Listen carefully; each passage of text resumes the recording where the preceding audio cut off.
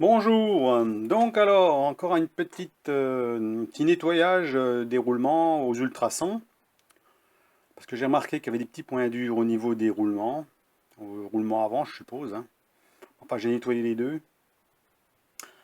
Les roulements à mon avis sont pas de super qualité, hein. C'est pour ça qu'on a des fois des sursauts au niveau de l'aiguille, hein, qui n'est pas normal. Normalement on doit avoir une progression de l'aiguille bien propre.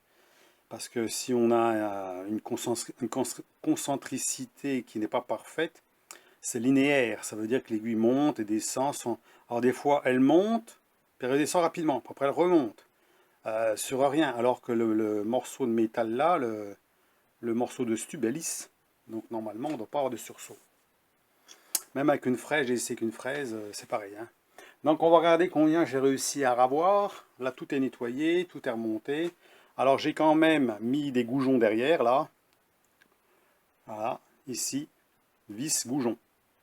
Et le plateau, donc je l'ai usiné sur le tour, comme ça, droit. Et un tout petit poil dans l'emmanchement léger pour que ça rentre plus facilement, parce qu'il faut taper dessus à coups de maillet pour pouvoir l'enlever. Donc il faut quand même pouvoir l'enlever facilement. Sans trop embaver. Comme sur mon tour, en général, quand je les visse, je tapote un petit coup dessus, puis c'est fini, il sort tout de suite, hein. Sinon, après, on tape dessus, on dérègle tout, hein, c'est pas la peine. Donc là, on va vérifier ce que ça dit. Voilà. Alors, on avait hier 8 centièmes, hein, 8 centièmes de défaut, hein. Je disais entre 7 et 8, mais c'était plutôt 8. Là, on va regarder, on va se mettre bien à 0. Sachant que le mandrin, sur mon tour, a 3 centièmes de défaut à la sortie du mandrin. Là, on va regarder à peu près la même position. Et on regarde. 1 centième. 1 centième. 2 centièmes. Toujours 1 centième. 1 centième. 2. 1 centième. 3 centièmes. Et on revient. 3 centièmes. Donc là, on retrouve maintenant la valeur qu'on a du mandrin. 3 centièmes. Et là, c'est au comparateur, hein. C'est pas à l'autre, à levier. Malgré qu'au levier, on trouve pareil, hein. Parce que comme je l'ai mis bien à l'équerre, on trouve la même chose. Mais là, là on est à 3 centièmes. Donc, on ne peut pas faire mieux. C'est pas possible, hein. Là, je suis... Maintenant, c'est le mandrin qui... Voilà, c'est au niveau du mandrin qui a le défaut de 3 centièmes. Mais sinon, la concentricité, là, est bonne, hein. Sachant que j'ai mis le plateau que j'ai démonté, hein, j'ai démonté le plateau ici, avec la broche complète que j'ai mis sur le porte-pince sur le tour, en contrepointe, et j'ai enlevé rien, 3 fois rien, hein. J'ai même pas enlevé un dixième, hein, derrière, là, hein. Hein, et même sur le bord, là, j'ai dû enlever la moitié d'un centième, avec le petit chariot du dessus, hein. Ah, j'ai à peine touché, justement, je faisais graduation par graduation, ça veut dire que les graduations de 0 à 1, ça fait un centième. Oui, ça fait un centième.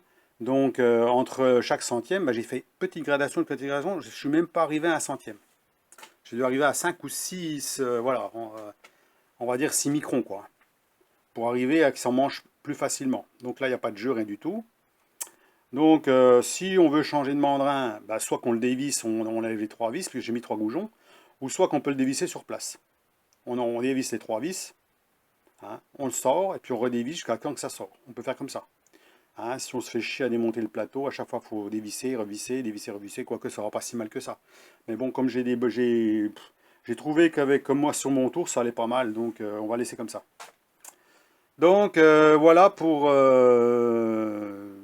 là, ce coup-là, je crois que je suis au top, hein. Je ne peux pas faire mieux, hein. Hein, là, avec le comparateur, hein, on peut regarder l'aiguille du comparateur, on est bien en appui, il n'y a pas de problème, hein. Alors bien entendu, il faut régler comme il faut le roulement à l'arrière. Si je serre de trop, j'ai jusqu'à un dixième, un peu plus d'un dixième. Si je desserre de trop, j'ai plus de variation, pour ainsi dire, j'ai 3 centièmes. Mais par contre, si on bouge, on sent du jeu. Voilà. Donc il faut régler juste entre les deux. Comme j'avais fait hier, je l'ai fait comme ça, je l'ai réglé au plus juste, mais j'avais quand même 8 centièmes, il n'y a rien à faire, hein. J'avais rien à 8 centièmes, mais c'est venait les saloperies qu'il y avait dans le roulement, hein.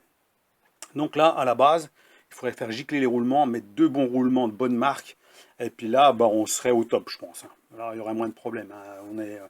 On serait tout le temps à 3 centièmes, alors que là, alors dans le bac à ultrasons, j'ai trouvé des particules de métal quand même. Alors pas des particules de fonte, parce que quand je l'ai passé au tour, j'ai enveloppé le roulement et tout l'arrière avec du papier et puis j'ai tout attaché pour pas que ça prenne la saloperie. Puis comme j'y allais vraiment tout doucement, j'ai vraiment enlevé 3 fois rien. Il y a un tout petit peu de poussière en dessous, il y a 3 fois rien, hein. Donc ça n'a pas été dans le roulement, hein. Le roulement à la base, il faut pas le graisser, il faut le nettoyer. Alors déjà j'ai commencé à faire un pré-dégraissage avant, parce qu'il était pourri de graisse, hein. J'ai mis beaucoup de graisse, j'ai tout nettoyé, grosso modo le plus gros de la graisse, passé aux ultrasons, puis passé à la soufflette derrière et regraissé. Et là on sent que le roulement il glisse tout seul, quoi. Ça accroche pas. Voilà. Donc voilà, pour la petite vidéo, ce coup-là je crois qu'on va laisser comme ça, hein. Maintenant je suis content, je suis satisfait du truc, hein. J'aurais eu ça dès le départ, c'était bon. Voilà.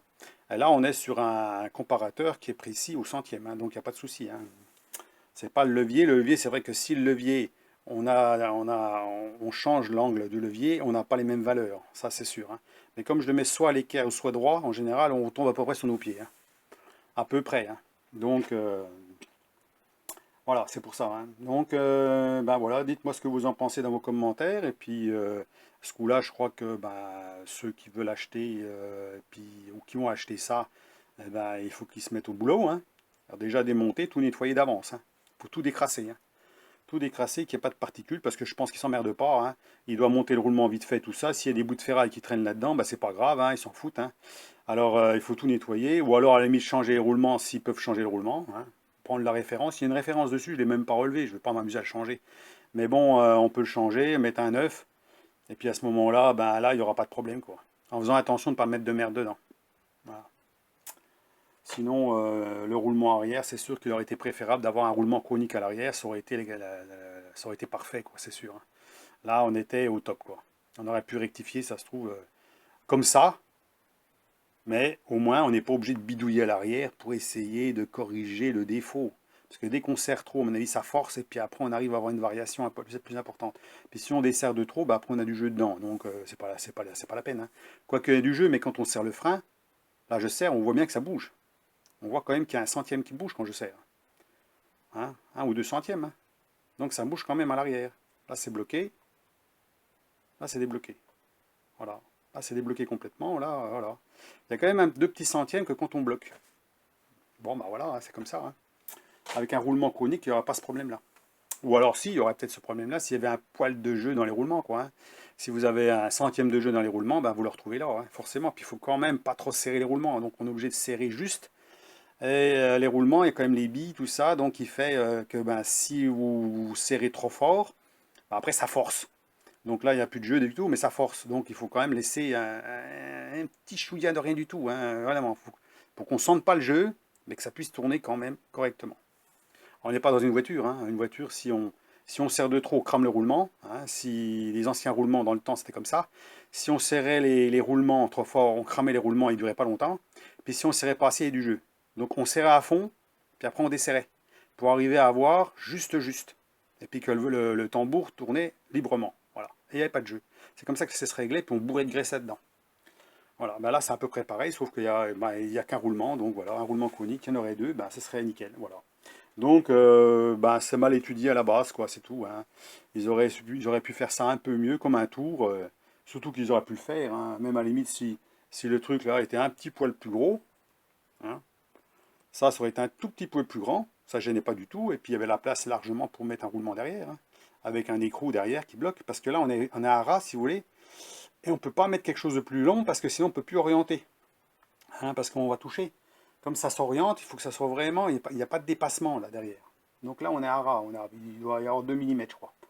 2 mm de plus, on ne peut pas mettre plus, hein. Donc, et puis vu le roulement comme il est épais, il fait 3 mm d'épaisseur, il y a deux rondelles qui font même pas 1 mm, et puis l'écrou il doit faire 8 mm à peu près, hein. Donc ça fait 8, 9, 10, 11, 12, il y a à peu près 12 mm, hein. 12 mm, alors à 14 mm, mais là il faut que la cage autour soit bien faite par rapport au centre. Voilà, il faudrait que tout ça soit bien fait. Alors là, je doute que ça soit bien fait, c'est pas fait pour, hein, à mon avis, hein. Donc voilà.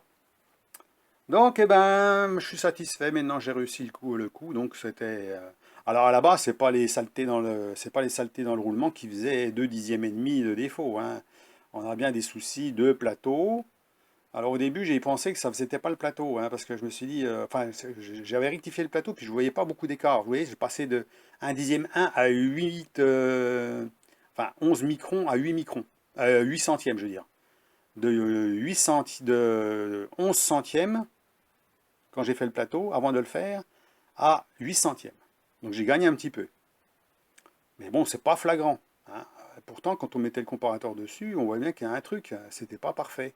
Alors que là, quand je mets le comparateur sur le devant, là, ou sur le mandrin, là, je suis bon, parce que là, j'ai tout recadré, là. Et là, quand on mettait le comparateur sur le mandrin, là, et ben, il y a 5 centièmes. Donc il y a 5 centièmes de décalage, légèrement. Donc, voilà, voilà, voilà. Donc il n'y aura plus qu'à faire les pignons maintenant, hein. Aujourd'hui, il fait une chaleur à crever, c'est difficile de travailler, hein, de bricoler, hein. Là, je transpire. Alors, si on touche les machines avec les doigts qu'on transpire, ben, il y a intérêt de mettre du gras derrière parce que sinon ça rouille, hein. Là où j'ai touché la machine, eh ben, ça rouille, hein. Donc attention, soit mettre des gants, hein, ou alors ben, vous regraissez derrière, hein, parce que sinon ben, vous avez des taches de rouille partout. Avec la transpiration qui est acide, eh ben, on arrive à faire rouiller la machine. Donc bien faire attention à ça. Donc le bac à ultrasons, ben, il aura servi encore une fois, hein. Alors j'ai laissé 1 heure à 50 degrés, hein. 1 heure à 50 degrés avec mon produit. Ça a bien décrassé, les roulements étaient bien libres, hein, bien soufflés derrière. Alors quand je vous dis, les roulements, c'est pas de la super qualité, mais bon, au moins, bon, on s'en fout là, même si on gagnait encore 1 centième, à la limite, bon, je sais même pas si on les gagnerait en fait. On n'a pas c'est pas une question de longévité. Moi, je pense que le truc, c'est que il doit y avoir des billes qui soient pas parfaites. Si les billes sont pas parfaites, on a des fois des. Alors, on devrait avoir une progression. On devrait avoir une progression dans l'aiguille bien linéaire. Et des fois, ben, on monte un petit coup pour on descend. Ça fait comme si on avait une saloperie comme je l'ai expliqué, sur le stub là. Hein, comme si on avait des crevasses sur le stub. Ça veut dire, on descend un petit coup, on monte. Hein, donc, ça ne devrait pas faire ça. Et à mon avis, c'est une bille qui doit pas, ça doit pas tourner parfaitement rond là-dedans. Il y a quelque chose, voilà. Mais ça, c'est pas grave, hein, de toute façon. C'est pas ça qui va faire jouer la précision à la sortie du pignon, hein. C'est pas 1 centième par-ci par-là qui va poser problème. Donc là, il est opérationnel ce coup-là, hein. Je crois que là, j'ai fait le maximum possible qu'on peut faire, hein, en s'amusant bien d'ailleurs, hein. Hein. Donc, ben, ceux qui veulent acheter, ben voilà, ils savent exactement ce qu'il faut faire. Alors moi, je leur préconise déjà le mandrin, nettoyage complet, bien le souffler, bien le nettoyer, graisser propre et tout, qui tourne bien comme il faut. Ça, c'est la première chose à faire. Euh, Nettoyer toute la partie arrière, roulement et tout passer ça, dégraissant et tout, bac à ultrasons s'ils en ont, pour décaper nickel, souffler et tout, que ce soit nickel et regraisser. Le plateau à rectifier sur le tour entre pointes, enfin entre pointes, sur une pointe, puis moi j'ai mis mon machin, mon mandrin porte-pince derrière parce que c'est du 25, hein. À l'arrière c'est du 25. Alors comme j'ai du 25, ça tombe bien. Donc il est bien tenu derrière. J'avais regardé avec le palpeur sur le bord ici, là, ce qui dépasse. On avait le même défaut qu'ici, 5 centièmes. Donc j'ai rectifié. Alors j'ai pas rectifié 5 centièmes, hein. J'ai rectifié peut-être même pas 1 centième. Donc voilà. Ça finit par. Alors là, c'est plus facile. Quand on démonte, on peut enlever le mandrin ce coup-là. Parce que sinon, vous êtes obligé de taper dessus, hein. Parce que le problème, c'est même si vous le sortez le mandrin, vous avez la partie arrière qui ne peut pas se décoller. C'est très très dur à décoller. Donc qu'est-ce que vous faites? Ben, vous êtes obligé de revisser sur le diviseur, puis taper dessus avec le maillet spécial là. Alors ça, ceux qui n'en ont pas, achetez-en un. Un maillet anti-rebond, achetez-en un. Je fais que de m'en servir maintenant, hein. Maintenant, quand je veux décoller un mandrin, je tape là-dessus. Vous marquez rien du tout. Et puis ça se décolle facilement, hein. Vous tapotez tout autour, toc, toc, toc, et puis se décolle. Et vous marquez pas le mandrin. C'est caoutchouteux, c'est plastique. Il n'y a pas d'impact, il n'y a pas de marque, rien du tout, hein. Celui-là, maintenant, je m'en sers de plus en plus souvent. Alors qu'avant, ben, je me servais du maillet en laiton. Mais le maillet en laiton, le problème, c'est que ça marque le métal quand on tape dessus. Voilà, si on tape un peu fort, vous allez marquer. Ah non, faut pas. Et puis en plus, si on tape dessus, là, bon, on peut dérégler l'inclinaison. Et puis on force sur les roulements et tout, c'est pas bon, hein. Donc voilà. Déjà que les roulements, c'est pas terrible. Alors bon, si en plus on leur tape sur la gueule, je crois que ça va pas le faire, hein. Et voilà, et donc il y a donc le plateau à rectifier proprement. Donc visser sur la broche, bien visser sur la broche, monter sur le tour, une mini passe, tout doucement pour être bien plat, jusqu'à l'emplacement où il y a le... Alors si vous avez du mal à rentrer le mandrin, ben, vous faites une toute petite, une léchouillette sur le bord qui s'encastre dedans, pour que le mandrin il rentre, mais juste, voilà, qu'il n'y ait pas de jeu. Et c'est tout. Et après, on peut mettre des goujons avec des écrous, comme j'ai mis, et puis voilà, bon, après c'est bon. Ensuite, ben, donc regresser bien surtout avant, hein. Faire une manette qui correspond, comme j'ai fait, pour serrer un peu plus, voire même la fixation arrière, là, comme j'ai fait, j'ai montré là dans la vidéo, sur la première vidéo, deuxième vidéo je crois, ou troisième, je sais même plus, tellement que j'en ai fait là-dessus, la bride de serrage là, l'acier un petit peu plus loin, parce que comme tout ce qu'ils font, ici pas assez à fond, ce qui fait que la bride, eh ben, elle est trop dure à serrer. À la limite, si on serre vraiment très fort, je me demande si on ne risquerait pas de la casser, parce que ça manque d'élasticité. Donc, il faut scier un petit peu plus, à peu près d'1 centimètre. Et puis là, ben, vous faites ça, et ça bouge plus. Voilà. Vous forcez pas. En plus, avec la manette comme ça, c'est nickel. Voilà. Voilà, c'est impeccable. Donc, eh ben, sinon, bah, le reste, là, graisser la vis sans fin, bien sûr. La vis sans fin à graisser. Le compas à refaire avec la graffe. Bon, enlever tout est bavuré et tout, voilà, bon, c'est ce que j'ai fait, hein. Maintenant, j'ai plus trop ce que j'ai fait là-dessus. Oui, c'est tout, je crois, hein, à peu près. La poupée mobile, bah, j'ai montré comment il fallait faire, hein. Il faut la surfacer, il faut... Alors, pour voir le défaut complètement sur la poupée mobile, hein, il ne faut pas que la poser sur la table, hein. Parce que si on la pose sur la table, puis on met un comparateur juste sur la poupée mobile, comme ça, hein, si on la prend, on la pose, on met un comparateur sur le bout là-bas. Alors on déplie tout complètement, hein, comme ça on est sûr. On déplie un peu plus, on met le comparateur ici par exemple. Puis on fait juste ça de chaque côté. Ça suffit pas pour voir si vraiment il y aura un petit décalage, mais on ne s'en rendra pas vraiment compte. Ce qu'il faut faire, c'est... Alors je vais y arriver avec mon téléphone portable de merde, là. C'est chier ça. Ah, c'est la merde, hein. Il faut que je change, il faut que je prenne un appareil photo, ça va pas ça. Là, si on serre ici, avant de serrer là, vous mettez le comparateur là et vous bloquez là. Puis vous allez regarder la déviation. Et bien là, vous voyez que ch'touk, et bien là, ça bouge. À moins d'avoir une poupée qui est mieux rectifiée que la mienne, hein. Mais là, moi, j'avais plus d'1 dixième, hein. J'avais presque 2 dixièmes. Parce que là, ça faisait drôle, hein. Quand je serrais, j'avais mis une petite barre dedans, là, la petite barre que j'ai faite, là. Et ben, on voyait, j'avais le comparateur dessus, ça bougeait, hein. Donc là, ça bouge plus du tout. Là, on peut serrer, ça boite plus, il n'y a plus rien, là. Voilà. Et puis les petits pions de centrage qui sont pas mal. Mais il faut quand même vérifier quand même avec les pions de centrage. Bon, ceux qui mettent, ils vont pas, c'est un peu de la merdouille. Puis en plus, il faut que ça tombe vraiment dans les rainures. Moi, les rainures là, elles sont pas parfaites, hein, les rainures de la table. Ici, là, les rainures. Celle-ci est moins large que les deux autres. Donc il faut le mettre au milieu. Et en plus, elles sont pas parfaites non plus, hein. Donc pour arriver à faire quelque chose de parfait, c'est pas facile. Donc il faut quand même contrôler quand même avant, hein, si c'est bien aligné, hein, même si vous avez mis des pions. Mais l'avantage, c'est que vous le mettez en place, vous mettez vos vis. Vous presserrez, vous regardez au comparateur, un petit coup s'il faut, et puis voilà, vous corrigez, puis c'est bon, quoi. Voilà. Donc vous n'êtes pas, ça travaille pas comme ça, quoi, comme je sais pas quoi, ça gigote dans tous les sens. Donc voilà, bon c'est tout, je crois que je peux dire là-dessus. Maintenant, je vais attaquer un pignon. Alors je sais pas si je vais faire aujourd'hui, parce que là, il fait une chaleur, là, on a des 32, 34 degrés, là, 34 degrés, c'est irrespirable. Donc alors sur ce, je crois que eh ben, c'est gagné, hein.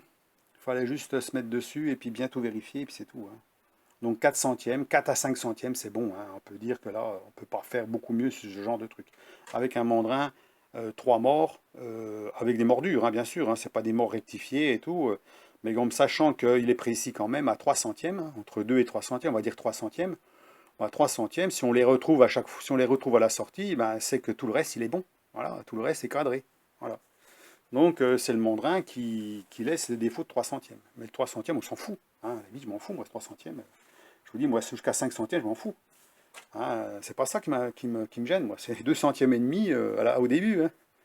2 dixièmes et demi, je veux dire. 2 dixièmes et demi au début, on voyait l'aiguille, hein, c'était catastrophique. Donc, eh ben, sur ce...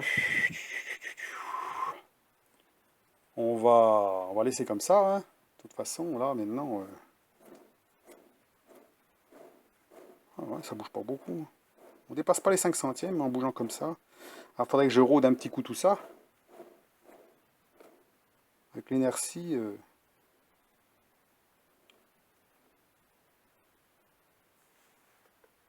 ah, il bouge pas. Donc, roulement, bien sûr, il faudrait y changer, quoi, pour être vraiment bien. Mais bon, hein, on va pas insister, hein. Allez, sur ce, voilà, hein. Je crois que le job est fait, hein. Maintenant, comme je veux pas changer les roulements, de toute façon, ou alors si je les change, je les changerai pas maintenant, on verra bien à la sortie. Quand j'aurai fait au moins un pignon, voir comment il sera. S'il s'engraine bien sur mon tour et tout, qu'il n'y a pas de problème, je vois pas pourquoi j'irai plus loin, quoi, hein. Après, c'est pas important. Alors, sachant que le diviseur 150 mm que je possède, OptiMachine, n'a pas de roulement dedans. Non, il n'a pas de roulement en fait. C'est pas monté sur roulement. Moi, au départ, je pensais que c'était monté sur roulement, puis je me suis dit, oh les cons, ils n'ont pas mis de roulement. Mais c'est aussi bien. C'est monté juste en fait. C'est monté juste et puis graissé, c'est tout. Et puis derrière, vous avez un système qui empêche le jeu. Vous réglez juste pour pas qu'il y ait de jeu, c'est tout. Donc c'est monté comme ça. Donc je pense que c'est mieux que d'avoir un roulement. Parce que le roulement, ben, vous avez des déviations quand même, il n'y a rien à faire, hein. Si c'est pas sur l'alignement, c'est sur la cage du roulement, hein, sur la cage du roulement qui n'est pas parfaite. Donc voilà, alors que là, il n'y en a pas du tout. C'est juste, il y a juste une petite saignée sur l'axe pour mettre de l'huile, hein, ou de la graisse, voilà. C'est tout. J'avais regardé un coup, je me suis dit, tiens, c'est bizarre, ils n'ont pas foutu de roulement là-dessus, mais en fait, il n'y en a pas besoin. Pourquoi faire? À la limite, même là-dessus, ils peuvent très bien pas en faire du tout. Il me faisait cône sur cône, et puis c'était fini. Et puis un bon graissage, et puis avec un système de huile pour huiler, pour maintenir le gras, et puis c'était fini, hein. Et puis là, bah, c'était bon aussi, hein. À partir du moment que vous êtes sur un cône qui est quand même pas trop pointu quand même, pour pas que ça colle, hein, mais qui soit guidé, eh ben, c'est bon. Donc voilà. Donc le roulement, des fois, c'est pas forcément bien, hein, parce que ça demande un petit poil de jeu. Donc le petit poil de jeu, il en faut pas, si on veut bien. Voilà. Donc allez, j'arrête de raconter ma vie là-dessus, hein, parce que bon, maintenant, je me suis assez amusé avec ça, hein. Bon, maintenant, on va attaquer les petits pignons, et puis on va faire une petite vidéo ou deux là-dessus, hein, pour voir ce que ça donne. Alors je vais faire un pignon plastique que je vais adapter sur mon tour, et puis on verra si ça engraine bien. Alors le pignon plastique, il faut savoir que sur le tour, je vais pas le laisser dessus, hein. Il y en a déjà un de monté dessus, mais celui-là qui est monté dessus, c'est fait pour qu'il casse en fait. Moi, si j'en fais un, c'est pour tester déjà, pour voir s'il s'engraine bien et tout. Et puis je vais en faire un spécifique qui va remplacer le pignon autocassant, hein, qui se casse en cas de problème. Voilà. Et voir si ça peut tenir le coup, si le pomme, le Delrin, là, le polyacétal, ça s'appelle comme ça, si j'ai bien ma bonne mémoire, si j'ai le polyacétal résiste à l'usure, ou pas. J'en sais rien. Bon, celui-là qui a monté dessus, en tout cas, ça fait 6 ans qu'il est dessus, et puis il est toujours nickel. Mais il commence à prendre un peu de jeu, hein. On commence à voir que les dents s'élargissent un peu. Voilà. Mais bon, on voit si ça s'engraine bien sur un pignon en plastique, sur la triplette, là. Euh, et puis si ça va, ben, on fera des pignons en acier, voilà. Parce qu'il faut que j'en fasse au moins 2 en acier, il faut que j'en fasse un en laiton, puis 2 en plastique. Donc voilà. Bon, en plastique, ça va aller vite, hein. Je pense que là, on va pas traîner, on va pas mettre 30 secondes pour faire une dent, hein. Là, ça faut que ça aille vite, hein. Donc allez, sur ce, bon dimanche, et puis à la prochaine. Au revoir.